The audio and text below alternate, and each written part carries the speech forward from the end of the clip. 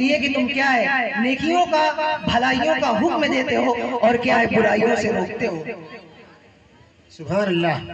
اب میرے دوستوں بزرگوں ہم اندازہ لگائیں، ہم سوچیں کہ کیا یقیناً ہم برائیوں سے روک رہے ہیں، کیا یقیناً ہم اچھائیوں کا حکم دے رہے ہیں؟ نہیں دے رہے۔ بات یہیں سے خراب ہوئی۔ یہی قرآن صحابہ کرام کے زمانے میں تھا، یہی قانون صحابہ کرام کے زمانے میں بھی تھا، وہی قانون آج ہمارے لیے بھی ہے۔ وہ صحابہ کرام جن کو اس پر عمل کرنے کی ذرہ برابر مشقت نہیں اٹھانی پڑتی تھی، آج ہمیں ایک اسلام کے اندر رہ کر ہمیں زندگی گزارنے کو کہا جا رہا ہے، اللہ کے قانون کے مطابق ہمیں اپنی زندگی گزارنے کو کہا جا رہا ہے۔ تو آج کیوں بے ساختہ ہمارے زبان سے یہ نکلتا ہے کہ اسلام ایک آزاد مذہب نہیں ہے؟ یقیناً نہیں ہے، کیونکہ اللہ نے دنیا کو مومنوں کے لیے کیا فرمایا؟ انما الحیات الدنیا لعب و لہو۔ یقیناً اے مسلمانوں، اے مومنوں، اگر تم دنیا کی حقیقت کو پہچان جاؤ، دنیا کے فسانے کو پہچان جاؤ، دنیا کی رنگینیوں کو پہچان جاؤ، دنیا کے پروانے کو پہچان جاؤ، اللہ نے فرمایا اگر اس دنیا کی حیثیت مچھر کے پر کے برابر بھی ہوتی تو یقیناً میں نے اس دنیا کو جس محبوب کے صدقے میں بنایا، اس دنیا کو اس محبوب کے طفیل میں بنایا، جس کا نام حضور اکرم صلی اللہ علیہ وسلم کے صدقے طفیل میں بنایا، کیا میں اس محبوب کو اس دنیا سے آراستہ نہ کرتا؟ سبحان اللہ۔ کیا اس محبوب کو میں اس دنیا کی حقیقت سے آغاز نہ کرتا؟ اس دنیا سے اسے نہ جانتا کہ یہ دنیا ہے کیا چیز؟ تو میرے دوستوں اور بزرگوں یقیناً یہ دنیا ختم ہونے والی ہے۔ آج ہم دوسری لائن پر کیوں محنت کر رہے ہیں؟ کیونکہ ہمیں اس لائن میں فائدہ دکھ رہا ہے، ہمارے بچے ڈاکٹر بن رہے ہیں، ہمارے بچے انجینئر بن رہے ہیں، ہمارے بچے پروفیسر بن رہے ہیں، یقیناً اس چیز کا ہمیں فائدہ حاصل ہو رہا ہے، اس لیے ہم اپنے بچے کو اس کی طرف بڑھاتے ہیں۔ اور دین کا فائدہ کیا ہے؟ مدرسے میں گیا، کیا پڑھا؟ کچھ نہیں پڑھا، نہیں پڑھ رہا ہے، کام کاج میں لگا دو۔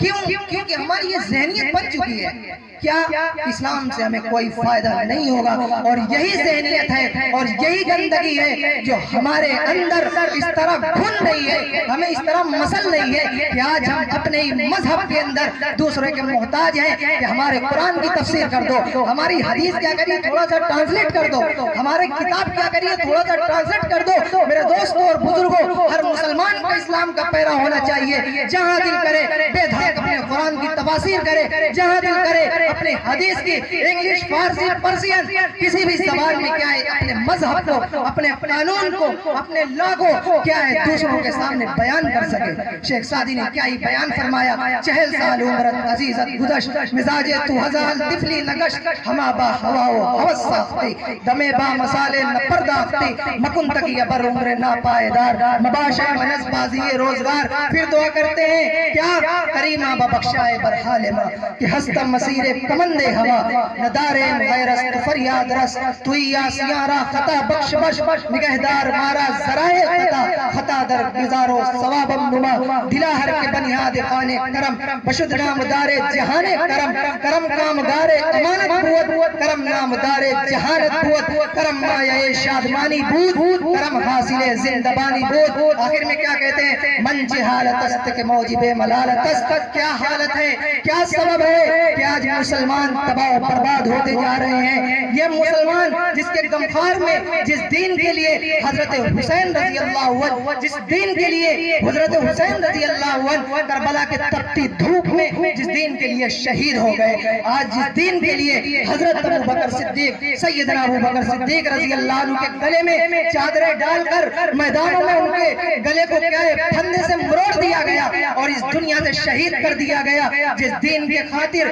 حضرت عثمان غنی کو ایک کیا ہے دروازے کے اندر، ایک گھر کے اندر گھیر کر کے بھوک پیاس سے تڑپا تڑپا کر مار دیا گیا، جس دین کے خاطر حضرت ابو بکر صدیق رضی اللہ عنہ کو گلے میں پھندے ڈال کر شہید کر دیا گیا، جس دین کے خاطر ہمارے اور آپ کے محبوب حضور اکرم صلی اللہ علیہ وسلم محمد رسول اللہ صلی اللہ علیہ وسلم کو ان کے ہی دیار سے، ان کے ہی ملک سے شہر مکہ سے دربدر کر دیا گیا۔ میرے دوستوں اور بزرگوں، کل قیامت کے دن اگر حضور اکرم صلی اللہ علیہ وسلم نے ہم سے اور آپ سے سوال کیا کہ ہماری تو پوری نسل اس دین کے لیے تباہ و برباد اور ہلاک شہید ہو گئی، تم نے ہمارے دین کے لیے کیا کیا؟ تو میرے دوستوں آپ کو جواب دینے کے لیے تیار رہنا۔ اگر ہماری اور آپ کے دل میں اتنی طبیعت نہیں ہے کہ ہم اپنے نبی کے لیے، اپنے دین کے لیے، اپنے مذہب کے لیے کچھ کر سکتے ہیں، تو یقین مانو کہ ہمارا اور آپ کا اس دنیا میں زندہ رہنا مر جانے سے